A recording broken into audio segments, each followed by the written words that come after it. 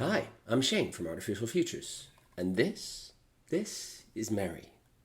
You may be asking yourself why I'm showing you a shot of my beloved guitar, this beautiful Gibson SG. Well, and that's because I want to talk to you today about anthropomorphism. Anthropomorphism, you say? Anthropomorphism is a tendency to assign human-like characteristics to non-human objects. And about a year ago, I did a project with Isabella Kuo on this very topic. What we did is we surveyed over 100 people to try to get to the bottom of why they tend to anthropomorphize things in their life, the objects around them.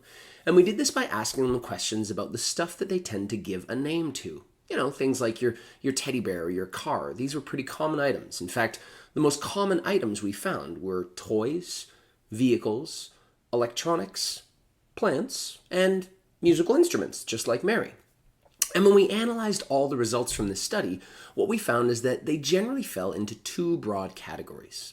The first was what we called objective rationales. And this was when the item itself tended to have a certain thingness about it that reminded us of something human-like.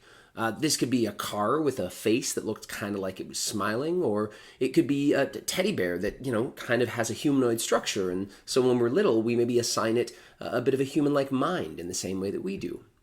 Those were a little bit on the nose. Things like, somebody calling a Kia Soul their ginger because it was soulless. But the more interesting ones were the relational rationales.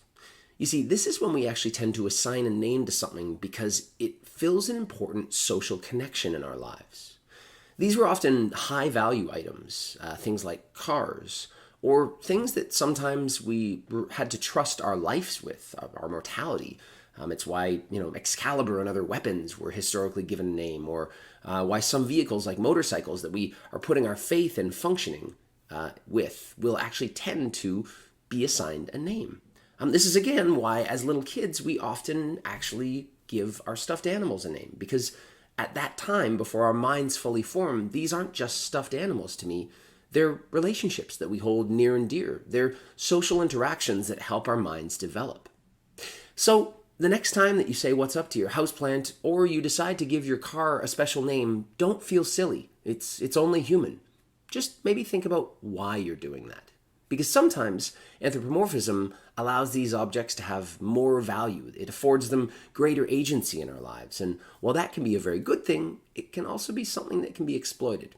So just be cautious with those objects around you. Anyway, take care and talk soon.